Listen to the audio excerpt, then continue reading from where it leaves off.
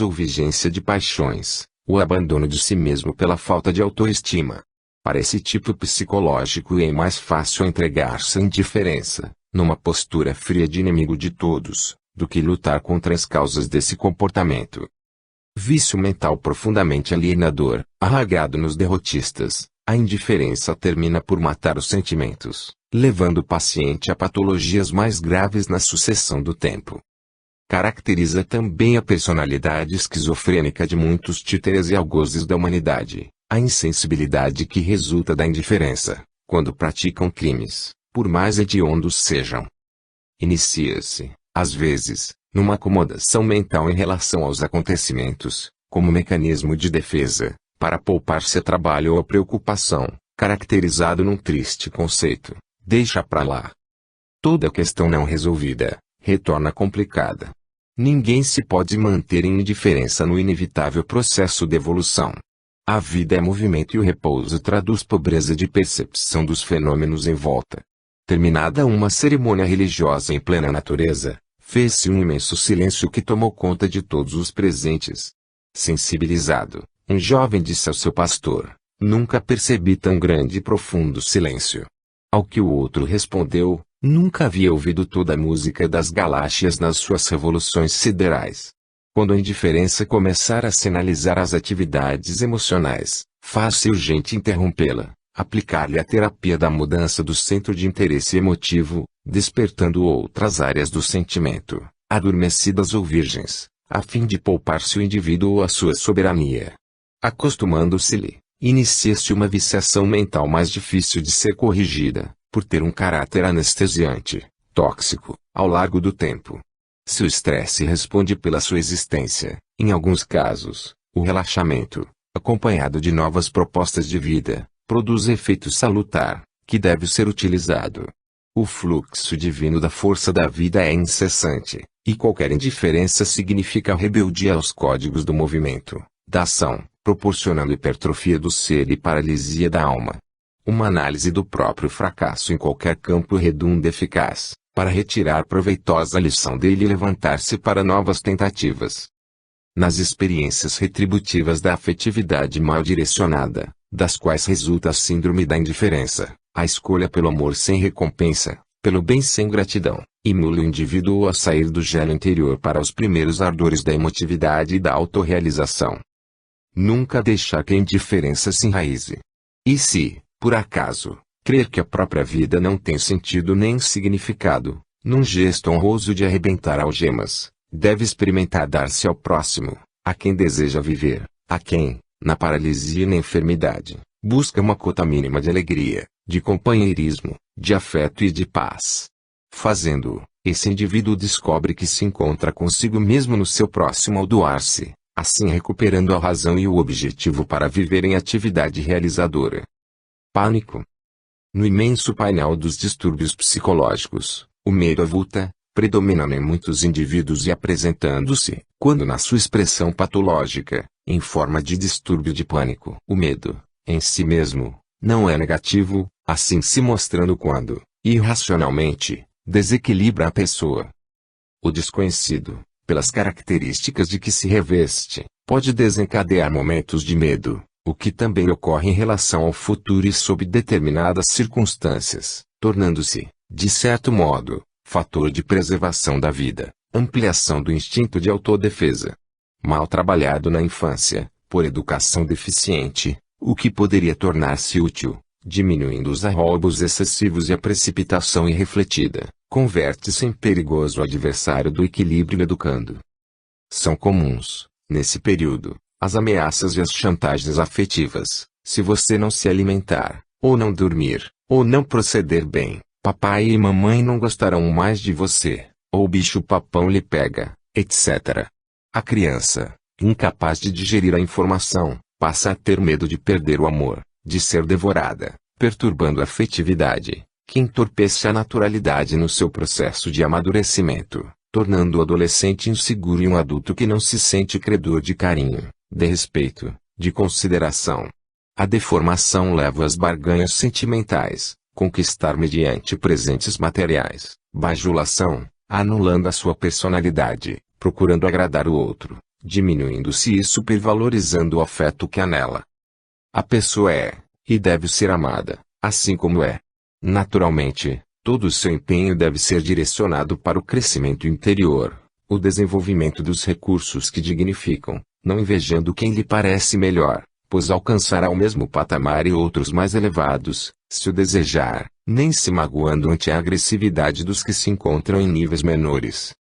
Por outro lado, em face das ameaças, o ser permanece tímido, procurando fazer-se bonzinho, não pela excelência das virtudes, mas por mecanismo de sobrevivência afetiva. O medo, assim considerado, pode assumir estados incontroláveis, causando perturbações graves no comportamento. Os fatores psicossociais, as pressões emocionais influem, igualmente, para tornar o indivíduo amedrontado, especialmente diante da liberação sexual, gerando temores injustificáveis a respeito do desempenho na masculinidade ou na feminilidade, que propiciam conflitos psicológicos de insegurança, a se refletirem na área correspondente, com prejuízos muito sérios. Bem canalizado, o medo se transforma em prudência, em equilíbrio, auxiliando a discernir qual o comportamento ético adequado, até o momento em que o amadurecimento emocional substitui pela consciência responsável. Confunde-se o pânico como expressão do medo, quando irrompe acompanhado de sensações físicas, disritmia cardíaca, sudorese, sufocação, colapso periférico produzindo algidez generalizada. Essa sensação de morte com opressão no peito e esvaecimento das energias que aparece subitamente, desencadeada sem aparente motivo, tem outras causas, raízes mais profundas. Na anamnese do distúrbio de pânico, constata-se o fator genético com alta carga de preponderância e especialmente a presença da noradrenalina no sistema nervoso central. É, portanto, uma disfunção fisiológica. Predomina no sexo feminino, especialmente no período pré-catamenial, o que mostra haver a interferência de hormônios, sendo menor a incidência durante a gravidez. Sem dúvida, a terapia psiquiátrica faz-se urgente, a fim de que determinadas substâncias químicas sejam administradas ao paciente, restabelecendo-lhe o equilíbrio fisiológico. Invariavelmente atinge os indivíduos entre os 20 e os 35 anos, podendo surgir também em outras faixas etárias, desencadeado por fatores psicológicos, requerendo cuidadosa terapia correspondente. Há, entretanto, síndromes de distúrbio de pânico que fogem ao esquema convencional. Aquelas que têm um componente paranormal, como decorrência de ações espirituais em processos lamentáveis de obsessão. Agindo psiquicamente sobre a mente da vítima, o ser espiritual estabelece um intercâmbio parasitário, transmitindo-lhe telepaticamente clichês de aterradoras imagens que vão se fixando, até se tornarem cenas vivas, ameaçadoras, encontrando ressonância no inconsciente profundo, onde estão armazenadas as experiências reencarnatórias, que, desencadeadas, emergem, produzindo confusão mental até o momento em que o pânico irrompe incontrolável, generalizado. Dá-se, nesse momento, a incorporação do invasor do domicílio mental, que passa a controlar a conduta da vítima, que se lhe submete à indução cruel. Cresce assustadoramente na sociedade atual essa psicopatologia mediúnica, que está requerendo sérios estudos e cuidadosas pesquisas. As terapias de libertação têm a ver com a transformação moral do paciente, a orientação ao agente e utilização dos recursos da meditação, da oração, da ação dignificadora e beneficente. Quando a ingerência psíquica do agressor se faz prolongada, somatiza distúrbios fisiológicos que eliminam noradrenalina no sistema nervoso central do enfermo, requerendo, concomitantemente, a terapia especializada, já referida.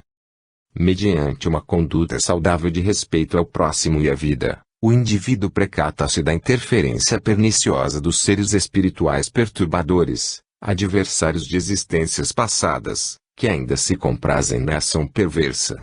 Esse sítio que promovem, responde por inúmeros fenômenos de sofrimento entre os homens. Não sendo a morte do som e o aniquilamento da vida, a essência que o vitaliza, o eu profundo, prossegue com suas conquistas e limitações, grandezas e misérias. Como intercâmbio decorre das afinidades morais e psíquicas, fácil é constatarem-se as ocorrências que se banalizam. O medo, portanto, necessita de canalização adequada, e o distúrbio do pânico, examinada a sua gênese, merece os cuidados competentes, sendo passíveis de recuperação ambos os fenômenos psicológicos viciosos, a que o indivíduo se adapta, mesmo sofrendo. Medo da morte. O medo da morte resulta do instinto de conservação, que trabalha em favor da manutenção da vida. A vida, no entanto, são todos os acontecimentos existenciais que ocorrem durante a reencarnação, no corpo como fora dele, no espírito. O desconhecimento da imortalidade, as informações fragmentárias, as lendas e fantasias, os mistérios, a ignorância, vestiram a morte de inusitadas e reais expressões, que não correspondem à realidade. O fenômeno da morte diz respeito ao fatalismo biológico das transformações moleculares do corpo. Com o desaparecimento da forma, suspeitou-se que haveria o aniquilamento da essência, como se essa fosse derivada da matéria e não a sua responsável.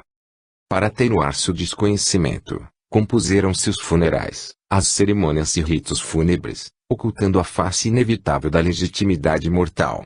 Esses recursos são valiosos para os familiares, parentes e amigos que se desobrigam das responsabilidades humanas, na terra, e dos deveres afetivos para com os que são desalojados do corpo. Para o espírito somente valem os sentimentos, as preces e vibrações de autêntica afeição e honesta intercessão, especialmente os próprios pensamentos e atos mantidos durante a experiência carnal. Em outras circunstâncias, porque a fantasia concebeu o divino poder com sentimentos arbitrários e apaixonados, que perdoa e pune irremissivelmente, as consciências culpadas temem-lhe o encontro, quando seriam duramente castigadas, elaborando, inconscientemente, mecanismos de evasão. Às vezes se torna tão grave o medo da morte que portadores de transtornos psicológicos matam-se para não aguardarem a morte, em terrível atitude paradoxal. Não houvesse a morte física, e o sentido da vida desapareceria, assim como a finalidade da luta, da conquista de valores e do desenvolvimento intelecto-moral do ser.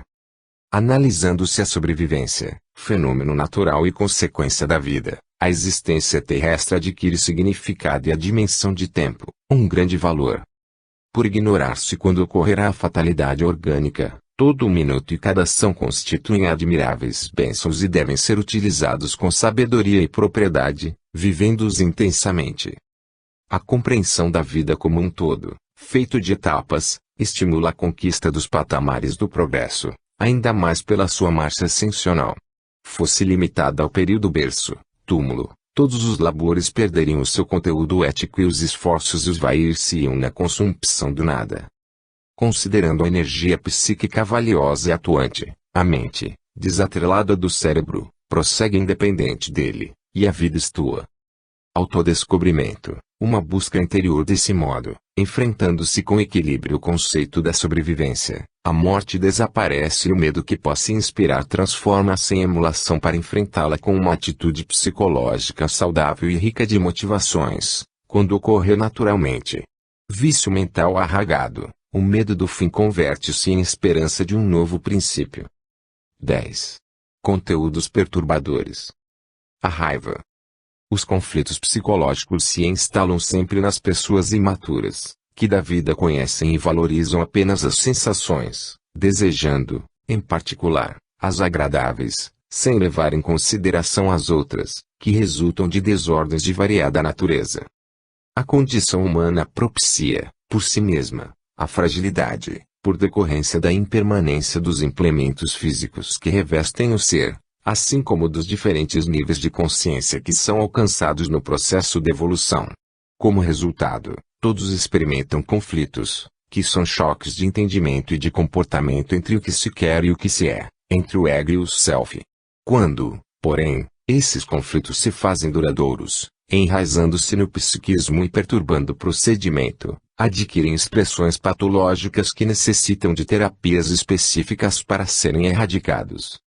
A raiva é um fator de frequentes conflitos, que aparece repentinamente, provocando altas descargas de adrenalina na corrente sanguínea, alterando o equilíbrio orgânico e, sobretudo, o emocional. Ninguém deve envergonhar-se ou conflitar-se por ser vítima da raiva, fenômeno perfeitamente normal no trânsito humano.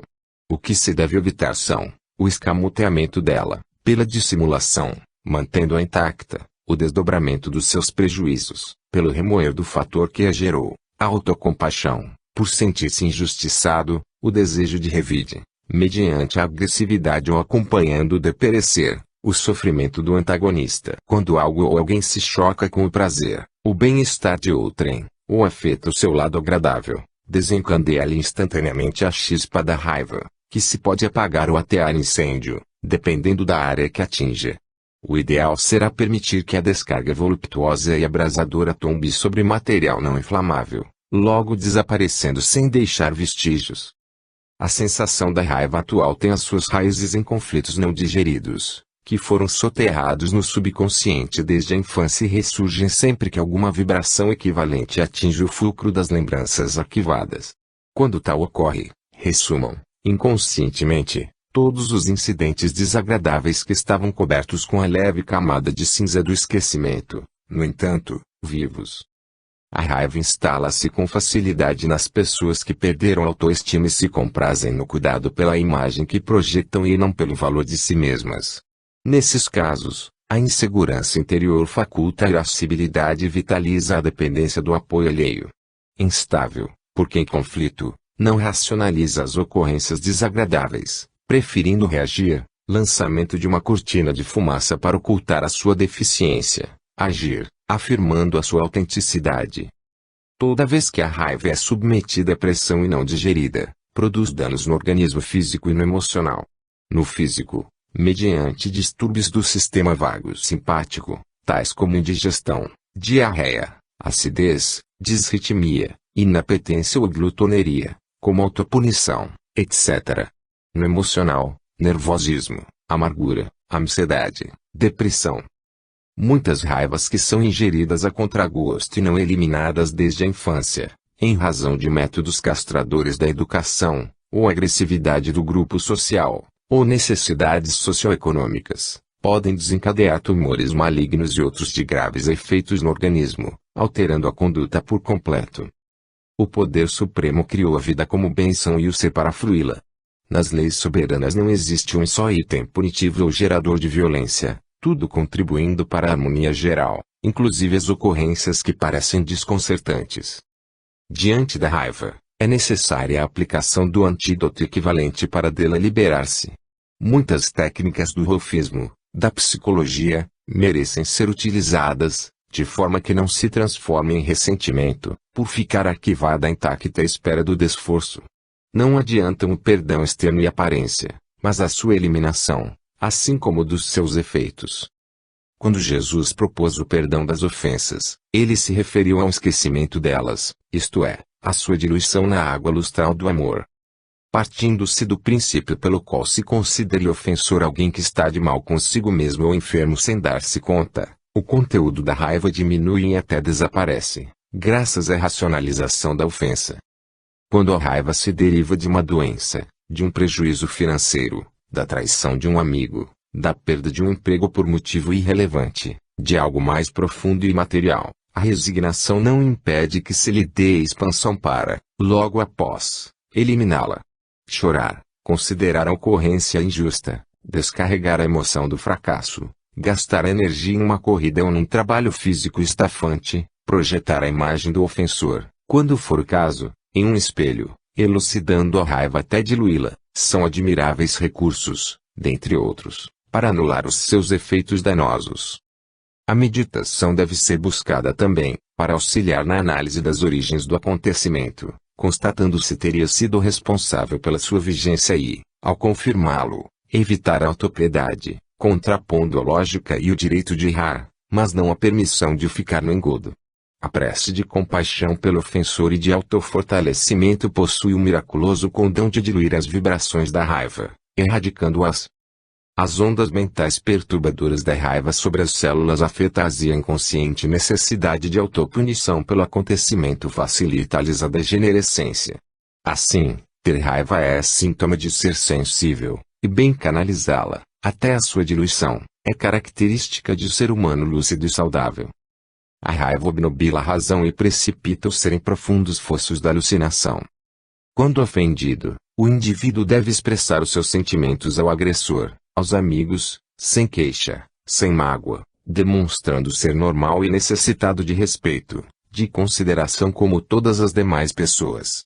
Nunca se permitir a falsa postura de humildade, fingindo santificação antes de ter alcançado a plena humanização.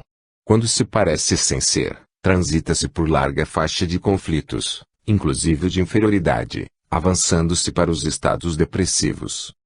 Não se deve facultar a autodesvalorização, apontando os próprios itens negativos ou apresentando relatos autodepreciativos, para agradar aos demais ou fazê-los rir. Humildade não é negação de valores, nem subestima por si próprio, fazendo-se caricaturas pejorativas da sua realidade. Ser filho de Deus, encontrar-se em experiência evolutiva, poder discernir, entre outros logros, constituem bênçãos que não podem ser desprezadas. Jesus, o homem humilde por excelência, jamais se excusou. Submeteu-se aos fariseus, aos dominadores transitórios e seus fâmulos. Respeitar-se e amar-se são, por fim, os melhores recursos para enfrentar a raiva. Retê-la, nunca. Sem revides, nem mágoas. O ressentimento. A raiva não extravasada ou liberada no mesmo nível da agressão recebida torna-se cruel adversário do indivíduo, tomando a forma hostil de ressentimento. Herança das experiências mal suportadas, o ressentimento inconsciente encontra-se encravado no cerne do ser, ramificando-se em expressões variadas e da mesma qualidade perturbadora. Ressuma sempre na condição de melancolia ou como frustração e desinteresse pela existência física, em mecanismo de culpa que não logra superar. O ressentido agasalha sentimentos de antipatia, que se convertem em animosidade crescente, sempre cultivada com satisfação, à medida que lhe concede área emocional para o desenvolvimento. O ressentimento tisna a razão, perturba a óptica pela qual se observam os acontecimentos, inquistando-se como força destrutiva que, não conseguindo atingir aquele que lhe deu origem, fere o ser no qual se apoia.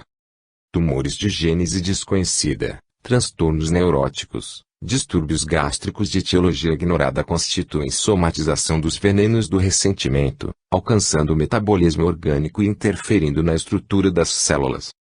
Tudo no universo se encontra mergulhado em vibrações e ondas que procedem do poder criador.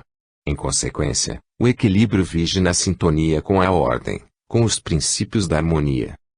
Cultivando-se a raiva e convertendo em ressentimento, este descarrega vibrações vigorosas na corrente energética mantenedora do equilíbrio, atingindo o arquipélago celular e interrompendo o fluxo normal das ondas que mantém a interação psicofísica.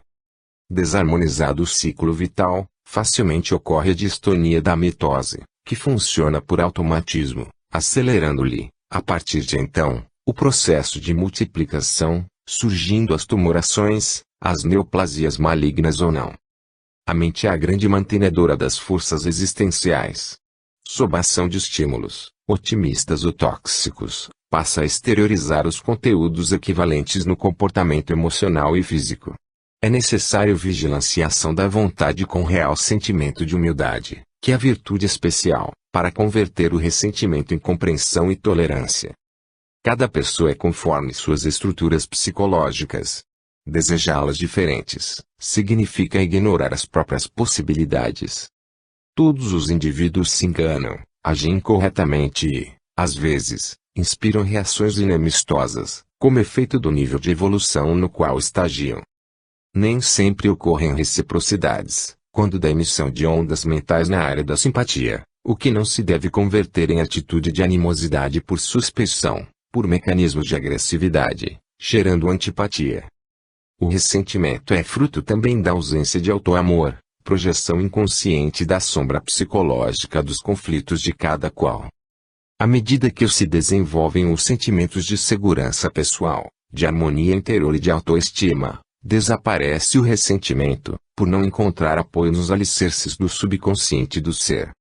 Quando alguém se encontra ressentido com a má sorte, com os insucessos profissionais, afetivos e sociais, deve adquirir consciência das imensas possibilidades que lhe estão ao alcance e recomeçar as experiências que não obtiveram êxito, desarmado do pessimismo como do sentimento de culpa.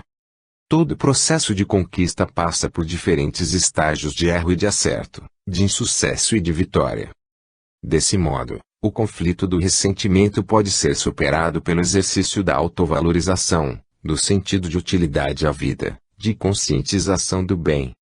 Ressentir-se diante de alguém perturbador, ou de algo desequilibrante, pode ser considerado como reação emocional imprevista que ocorre, susceptível, porém, de liberação, de rápida diluição nos painéis do sentimento atormentado. Se alguém se sente atingido por uma injustiça ou agressão, por uma onda perturbadora ou amistosa, de imediato corrige a sintonia mental e mude a faixa do pensamento. Quando ressentido, não se deve constranger por chorar, reclamar, descarregar a tensão em algum trabalho, para logo retornar ao estado precedente, o de paz. Humano é todo indivíduo que se considera capaz de errar, de magoar-se, mas também de erguer-se, saindo do baú sem as marcas da passagem pelo terreno pantanoso e infeliz. Lamentação. Entre os hábitos negativos que se arraigam nas personalidades conflitáveis e inseguras, a lamentação ocupa um lugar de destaque. Vício perturbador, deve ser combatido com a lucidez da razão, em face à não justificativa dos argumentos em que se apoia. Essas pessoas atormentadas, que se deixam arrastar pelos temores, normalmente buscam alívio em fugas espetaculosas pelas drogas aditivas, pelo fumo, pelo álcool, ou buscam os jogos de azar, a que se apegam em pugnas interminas quão infelizes. Quando não o fazem, dessa forma, ou simultaneamente, atiram-se às queixas e lamentações, assim exteriorizando as tensões geradas pelas altas cargas de amargura e ressentimento que guardam, sem o esforço por se liberarem desses tóxicos destrutivos, que mais se avolumam, quanto mais são cultivados. Dotadas de autocompaixão injustificável, a qual apoiam a preguiça física e mental, para não saírem da situação embaraçosa e negativa, consideram-se sempre vítimas da família, do grupo social, das leis e dos governos, ou do destino. No entanto, poderiam ser saudáveis e ditosas, caso se resolvessem por adotar o vício do otimismo. Ninguém alcança patamares superiores sem o empenho para conquistar os mais baixos, aqueles de difícil acesso. Vencida uma etapa, outra surge, convidativa, como desafio a logros mais apreciáveis.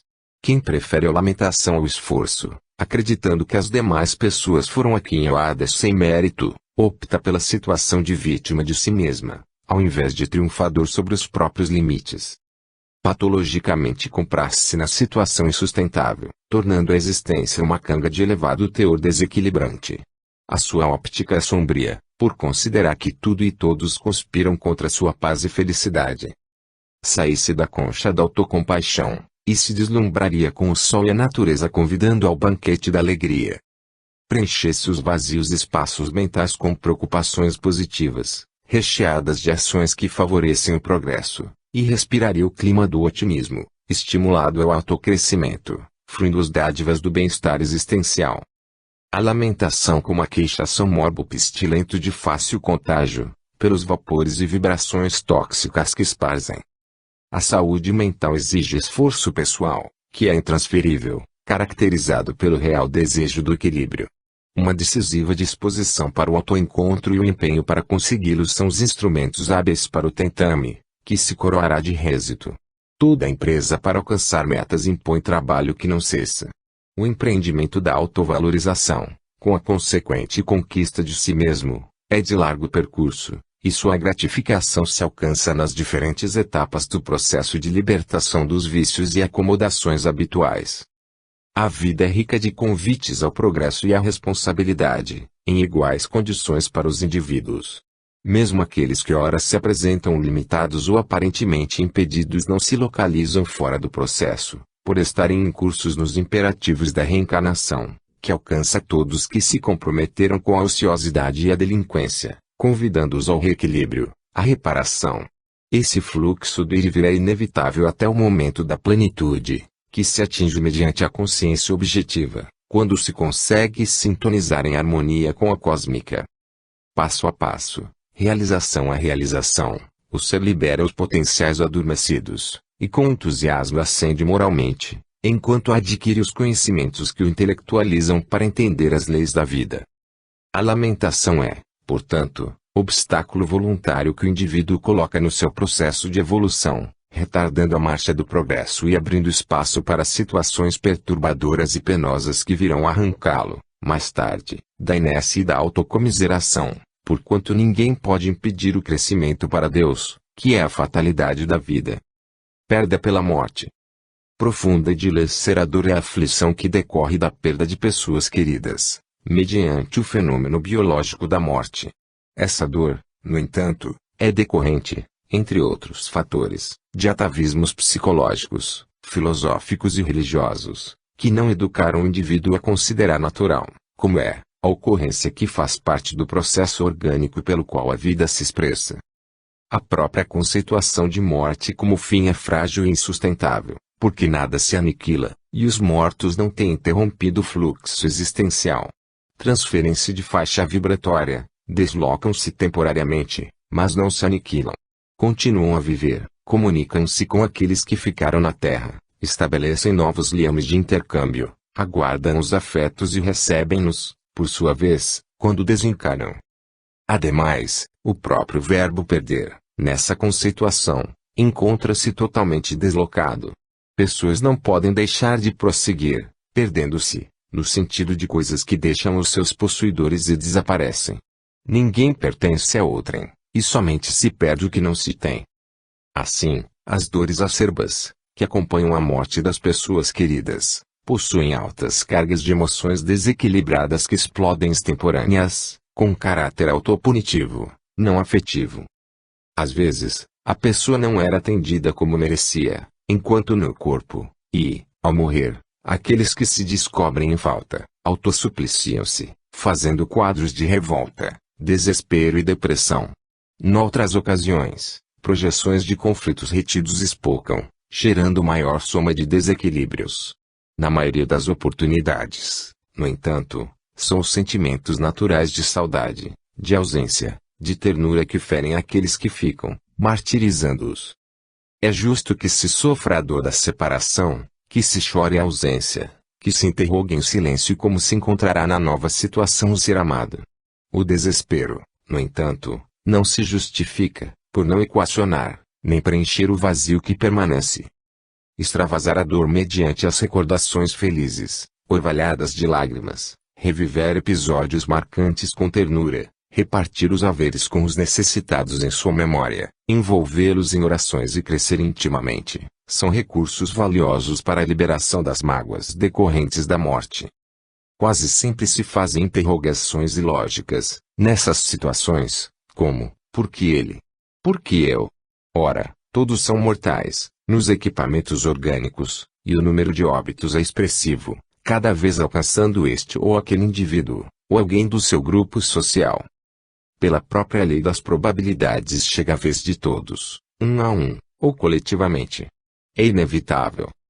A dor da separação física prolonga-se por largo período de tempo. A princípio é traumatizadora, mostrando-se mais pungente com o transcorrer dos dias.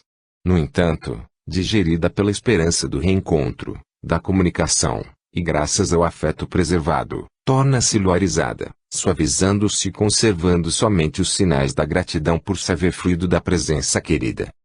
Evitar, pois, a depressão e seus males, ante a morte de alguém afeiçoado, é prova de amor por quem partiu e não pode ser culpado de haver viajado, sem consulta prévia ou anuência, conduzido pela vida ao retorno às origens, para onde todos seguirão. Amargura. Outro aspecto perturbador no comportamento psicológico do indivíduo é a presença da amargura, esse agente de transtornos depressivos. Pode situar-se em reminiscências inconscientes de reencarnações passadas, a causa da amargura, em forma de melancolia, saudade ou tristeza, ou pode encontrar-se na atual existência como efeito de traumas da infância, presença da imagem do pai ou da mãe dominadores, refeito das castrações pelo medo, da submissão imposta, de outros conflitos que remanescem como agentes que lhes são propiciadores. A amargura deve ser racionalizada, a fim de ser diluída e sua vítima recuperar a beleza, a alegria de ser e de viver, tomando parte ativa nas realizações do meio social onde se encontra, para fortalecimento de valores e evolução. Os exercícios frequentes de pensamentos otimistas com a reflexão, caminhadas em bosques ou à beira-mar, auxílio fraterno em obras de ajuda social e moral, entre outros, são de excelente resultado para a liberação da amargura. Igualmente, a elaboração de programas de autoestima, a participação em labores com grupos de apoio tornam-se estimulantes para o restabelecimento da saúde emocional do indivíduo, livrando do azedume e das sequelas da amargura. A criatura humana existe para amar, amar-se e ser amada. O amor é a vibração de Deus que perpassa em todas as coisas do universo. Quem não está disposto a sair do labirinto do ego, que se compraz na amargura, dificilmente se ama, será amado ou amará, por preferir ser visto pela piedade e pela compaixão, negando-se, embora inconscientemente, ao amor.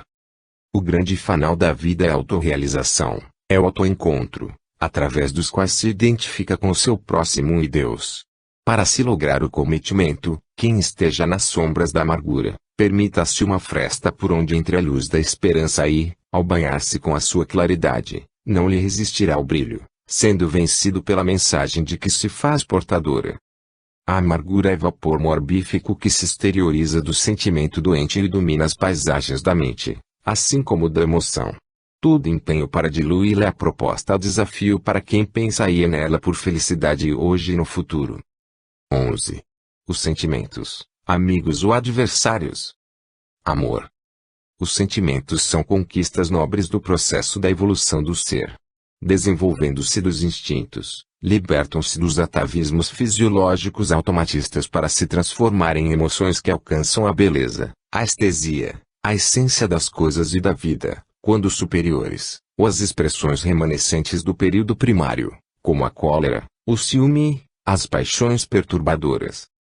Na fase inicial do desenvolvimento, o ser possui as sensações em predomínio no comportamento, que o vinculam ao primitivismo, exteriorizando-se na forma de dor e prazer, de satisfação e de desgosto.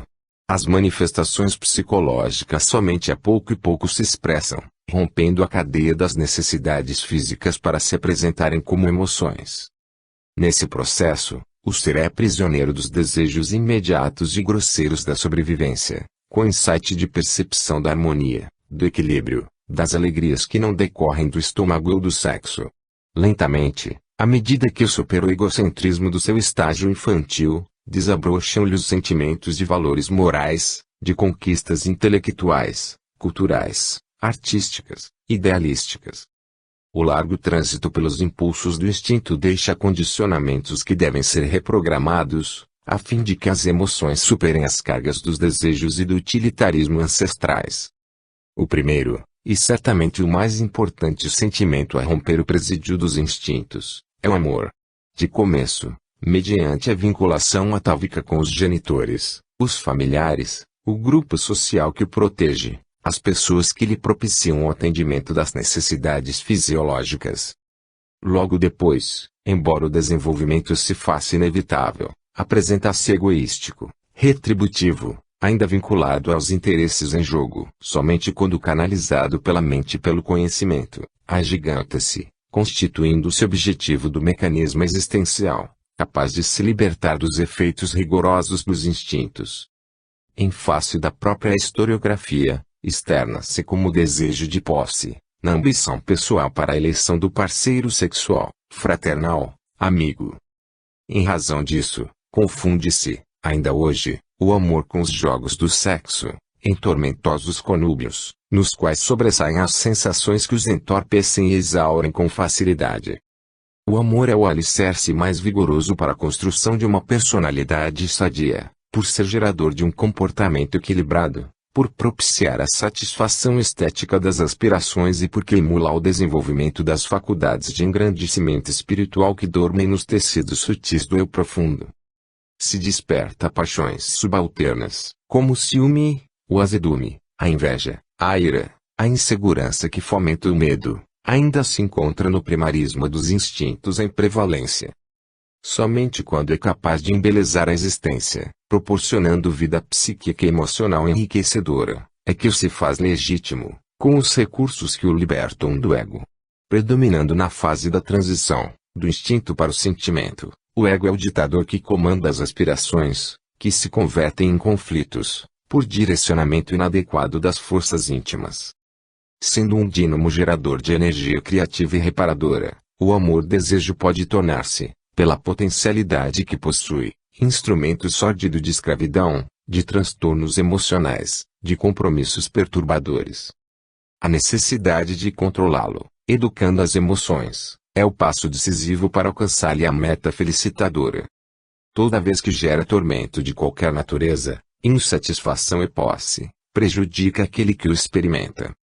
Para libertar-se dessa constrição faz-se imprescindível racionalizá-lo, descondicionando o subconsciente, retirando os extratos nele armazenados e substituindo-os por ideias otimistas, aspirações éticas. Gerar pensamentos de autoconfiança e gravá-los pela repetição, estabelecer programas de engrandecimento moral e fixá-los, corrigir os hábitos viciosos de utilizar as pessoas como coisas, tendo-as como descartáveis, valorizar a experiência e vivenciar, evitando a autocompaixão, a subestima pessoal, que escondem um mecanismo de inveja em referência às pessoas felizes, constituem técnicas valiosas para chegar ao patamar das emoções gratificantes. O amor é o grande bem a conquistar, em cujo empenho todos devem aplicar os mais valiosos recursos e esforços. Não obstante, a larga transição no instinto pode transformá-lo em adversário, pelos prejuízos que se originam quando se apresenta em desorganizada manifestação. Possuidor de uma pluralidade de interesses, expande-se em relação à natureza, ao próximo, a si mesmo e ao poder criador, abrangendo o cosmo.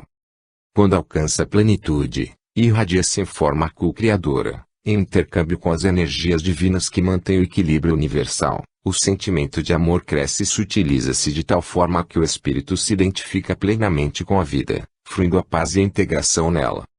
Os sofrimentos.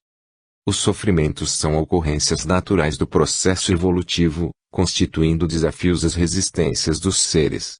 Nas faixas primárias, nas quais predominam os instintos e as sensações, eles se manifestam em forma de agressivas dores físicas, em razão da ausência de percepção emocional para decodificá-los e atingir as áreas mais nobres do cérebro, igualmente limitado. Desse modo, manifestam-se nas criaturas humanas, nos vários aspectos, físicos, morais, emocionais e espirituais. Quanto mais elevado o ser, tanto maior a sensibilidade de que é dotado, possuindo forças para transubstanciá-los e alterar-lhes o ciclo de dor, passando a ser metodologia de educação, de iluminação. Inevitáveis, quando no campo físico, decorrem dos processos degenerativos da organização celular e fisiológica, sujeita aos mecanismos de incessantes transformações, como da invasão e agressão dos agentes microscópicos destrutivos. No ser bruto, expressam-se em forma de desespero e alucinação, com altas crises de rebeldia. À medida que a sensibilidade se lhe acentua, não obstante a força de que se revestem, podem ser atenuados pela ação da mente sobre o corpo, gerando endorfinas que, na corrente sanguínea, anestesiando-os, diminuem-lhes a intensidade. Os morais são mais profundos, abalam os sentimentos nobres, dilacerando as fibras íntimas e provocando incontida aflição. Impalpáveis, as suas causas permanecem vigorosas, minando as resistências e, não raro, afetando, por somatização, o corpo. Atuam nos sensíveis mecanismos das emoções, dando lugar a outros distúrbios, os de natureza psicológica. Somente uma forte complexão espiritual se lhes poderá opor, ensejando energias próprias para suportá-los e superá-los. A canalização correta do pensamento, isto é, a racionalização deles e a aceitação como processo transitório de evolução, torna-se-lhes a terapia mais eficiente, por propiciar renovação íntima e equilíbrio. Os de natureza emocional, qual sucede com os demais, têm suas matrizes nas existências passadas, que modelam, nos complexos equipamentos do sistema nervoso, na organização sensorial, por intermédio da hereditariedade, a sensibilidade às distonias do que se exteriorizam como distúrbios psicológicos, psíquicos. Em face da anterioridade das suas origens, produzem aflições no grupo social, por motivo da alienação do paciente, agressivo ou deprimido, maníaco ou autista, inseguro ou perseguidor. Somem-se ao fator central, as ressonâncias psicossociais, socioeconômicas e as interferências obsessivas que darão lugar a quadros patológicos complexos e graves, sem que o enfermo possa contribuir com lucidez para a recuperação. Há exceções, quando as ocorrências permanecem sob relativo controle, facultando a erradicação mais rápida. Os de natureza espiritual têm a sua gênese total no pretérito, às vezes somadas às atitudes irrefletidas da atualidade. Invariavelmente trazem conexões com seres desencarnados em processos severos de deterioração da personalidade. Em qualquer manifestação, os sofrimentos são efeitos do mecanismo evolutivo, desgaste dos implementos orgânicos da aprendizagem de novas experiências, da ascensão do ego para o self. Enquanto o ego predominar em a natureza humana, maior soma deles se fará presente, em face da irreflexão, à imaturidade psicológica, ao desajuste em relação aos valores da personalidade. Os conflitos, que decorrem de alguns sofrimentos ou que levam a outros tipos de sofrimentos, no ego imaturo encontram mecanismos de evasão da realidade, dando surgimento a patologias especiais. A pretexto de ascensão moral e espiritual são engendrados distúrbios masoquistas, fazendo crer que a eleição do sofrimento auxilia na libertação da carne, cilícios, jejuns injustificáveis, macerações, solidão, desprezo ao corpo, castrações, etc., refletindo, não a busca do si, mas um prazer degenerado, perturbador.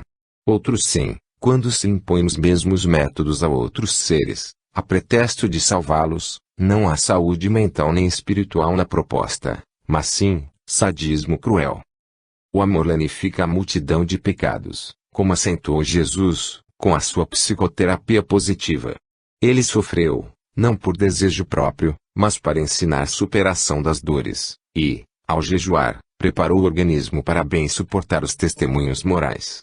Ele encontrava beleza e prazer nos lírios do campo, nas aves do céu, nas redes e pérolas, sendo a sua mensagem um hino de louvor à vida, à saúde, ao amor.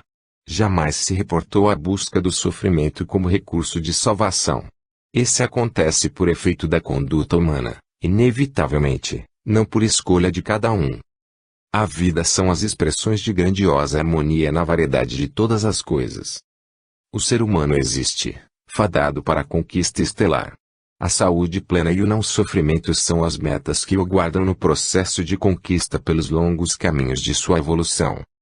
A canalização da mente para o bem, o ideal, o amor, é o antídoto para todos os sofrimentos, porquanto do pensamento para a ação medeia apenas o primeiro passo. Estar e ser. Conflito preponderante no comportamento das pessoas imaturas psicologicamente ao medo das críticas. Filho sedente da insegurança, esse fator negativo na conduta humana é responsável por vários dissabores, entre os quais o insucesso nos empreendimentos, ou mesmo a falta de estímulos para tentá-los. Bloqueando-se, pelo injustificável receio das opiniões alheias, o indivíduo recua ante possibilidades enriquecedoras de crescimento interior, de realização, deixando de ser feliz para estar sob tormentos crucificadores. Como efeito, a sua é uma conduta confusa. Fugindo de suas dúvidas, torna-se crítico mordaz dos outros, num processo de transferência de valores internos, procura sempre agradar na presença e faz-se senso na ausência. Insatisfeito, é rude com as pessoas que dele dependem e bajulador em relação aos que acredita superiores, oculta os sentimentos, a fim de poupar-se a comentários desagradáveis, apresentando-se dúbio e melífluo. As suas opiniões têm por meta atender a todos, concordando com ambos os litigantes, quando for o caso. Parece um diplomata hábil, não fossem os temores íntimos.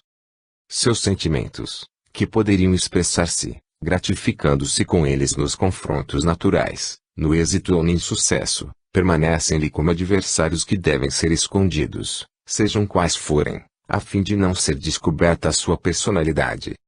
Gosta de opinar em assuntos que desconhece, como uma compensação ao conflito, estando sempre no que parece, evitando assumir o que é.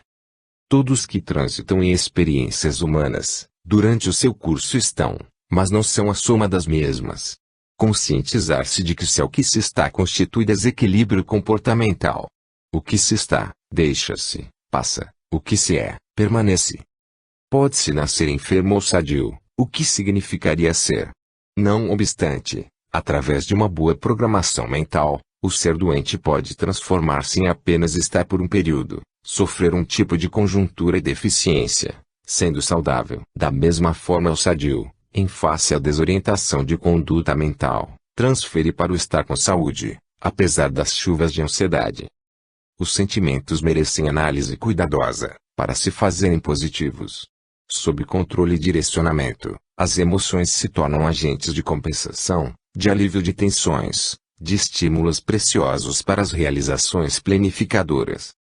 A autocrítica sincera, os exercícios mentais encorajadores, as conversações edificantes, a naturalidade diante das censuras, proporcionam recursos valiosos para o descobrimento do si, dos seus potenciais disponíveis e ainda não utilizados.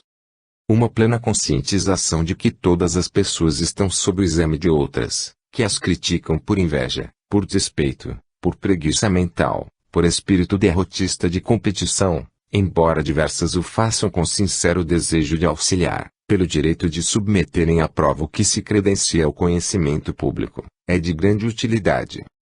Para ser objeto de crítica, basta destacar-se, sobressair, tornar-se um alvo. É confortador alguém ver-se sob petardos, significando haver rompido o escudo da mesmice, de igual a todos, do não chamar a atenção. É ser alguém, ser especial e até ser único. Jamais se agradará a todos os indivíduos. Os padrões de preferência variam ao infinito, nas pessoas que constituem a humanidade. Há uma diferença muito expressiva de óptica emocional, de interesses, de comportamentos, de aptidões, mesclados aos sentimentos nobres, como inferiores, que influem na análise de cada objeto, pessoa ou acontecimento. Como se está visto, assim também se vê. Como se está analisado, da mesma forma se analisa. Essa diferente gama de observações no conjunto se organiza em um painel de comportamento geral.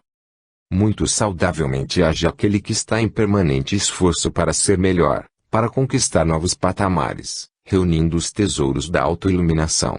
Esse não teme obstáculos, não receia os outros, nem se teme. Renova-se, melhorando o grupo social e o mundo onde está, mas que não lhe pertence, não o detém, nem nele para. Segue adiante. O seu é o rumo do infinito. Não se ofende, a ninguém magoa, não se limita, a outrem não obstaculiza, não desanima, aos demais não perturba. Está sempre vigilante com seus defeitos e ativo nas ações. Psicologicamente, quando se está mal, tem-se a possibilidade de transferir-se para o bem-estar. Se, no entanto, se é mal, a luta para a mudança de situação é gigantesca, demorada, até ocorrer uma transformação de profundidade. Quando se está bem, de maneira equivalente é preciso esforço para ser bom, permanecendo útil, agradável, produtivo. Os pessimistas e frustrados asseveram que o mundo e a sociedade são maus, responsáveis pelas suas aflições e desditas, quando apenas estão enfermos, em razão daqueles que aqui se hospedam e os constituem, por enquanto estarem distônicos e fora dos compromissos, diante apenas de alguns que são atrasados, ignorantes e insensíveis. Com esforço conjugado de todos, porém, ter-se-á uma vida que é bênção e uma humanidade que é boa. Abnegação e humildade. O amadurecimento psicológico conduz o homem à verdadeira humildade perante a vida, na condição de identificação das próprias possibilidades, assim como das inesgotáveis fontes do conhecimento a aurir. Percebe a pequenez diante da grandeza universal, destituído de conflitos, de consciência de culpa, de fugas do ego. A visão intelectiva da realidade e a aquisição moral dos recursos interiores facultam-lhe a simplicidade de coração e o respeito cultural por todas as pessoas. A sua lucidez trabalha pelo bem geral com naturalidade, levando à abnegação e mesmo ao sacrifício, quando necessário, sem exibicionismo ou arrogância. Percebe que a finalidade do ser existencial é a alegria de viver decorrente dos pensamentos e ações meritórios, o que o propele à autoestima e à autodescoberta constante, trabalhando-se sem fadiga nem decepção. Não para na faina examinar imperfeições, porque elabora esquemas de incessante aprimoramento, com sede de novas conquistas que não cessam. A abnegação induz às ações sacrificiais, por mais pesadas e menos grandiosas, que executa sem pejo nem jactância. Independem a abnegação e a humildade de convicções religiosas, embora possam estas influenciar-lhes a conquista, tornando-os acessíveis a todos os indivíduos que adquirem consciência de si. De alta importância para o progresso da sociedade, essas conquistas psicológicas dignificam a criatura e promovem o grupo social, humanizando cada vez mais. Invariavelmente, quando não expressam evolução, ou delas não decorrem, são simulações dos temperamentos emocionais conflituosos, que as utilizam para mascarar a timidez, o medo, o complexo de inferioridade, a inveja. Porque se sentem frustrados nas conquistas humanas, nos desafios sociais, tais indivíduos ocultam-se na abnegação forçada, recheada de reclamações e exigências, fingindo-se mártires incompreendidos pelos que os cercam, perseguidos por quase todos, e ricos de recalcas. São presunçosos na sua abnegação e ciosos dela, apresentando propostas e comportamentos extravagantes, exibicionistas. Ganham o céu, dizem. Isto porque não têm valores morais para conquistar e desincumbir-se dos deveres da terra. Essa é uma conduta psicológica irregular, alienadora. Da mesma forma, decanta-se a humildade como forma de desprezo por si mesmo, de desestima, de reação social. Libertar-se de aparências e ser naturalmente humilde, como Jesus Cristo ou Gandhi, não é alienar-se ou ser agressivo contra as demais pessoas e apresentar-se descuidado, sem higiene, indiferente às conquistas do progresso. Quem assim se comporta, desvela-se como preguiçoso e não humilde, bem como aquele que aceita todos os caprichos que se lhe impõem, e embora pareça, não possui a humildade real, antes tem medo dos enfrentamentos, das lutas, sendo conivente com as coisas erradas por acomodação, por submissão ou por projeção do ego que se ufana de ser cordato, bom e compreensivo. A humildade não frequenta os mesmos campos morais da conivência com o erro, com o mal, em silêncios comprometedores. Antes é ativa, combatente, decidida, sendo mais um estado interior do que uma apresentação externa. A indiferença, não poucas vezes, assume a postura falsa de humildade, permanecendo fria ante os acontecimentos e alienando a criatura dos jogos humanos. É uma forma patológica de comportamento, que perturba a claridade do discernimento. A abnegação nunca é triste, porque é terapêutica. Sua medicação mostra-se na jovialidade, na alegria de viver e na felicidade de ser útil. Ajudar, renunciando-se, é um estado de júbilo interior para quem o faz e não uma áspera aprovação, mesmo porque ela é oferecida, é espontânea e jamais imposta. Não se pode nunca outra impor a abnegação, que brota dos sentimentos mais elevados do ser. Da mesma forma, a humildade é cativante, sem aparência. Sente-se-lhe o perfume primeiro, para poder-se vê-la depois, qual ocorre com as delicadas violetas. Quando se é humilde, logra-se a pureza com o desprezo pelo puritanismo, vive-se a sinceridade, sem a preocupação de agradar, confia-se no sucesso das realizações, mas não se lhes impõem as propostas. Tudo transcorre em uma psicosfera de harmonia e naturalidade. Essas conquistas dos sentimentos são amigas do processo libertador do ser de seus atavismos, das suas heranças de natureza animal.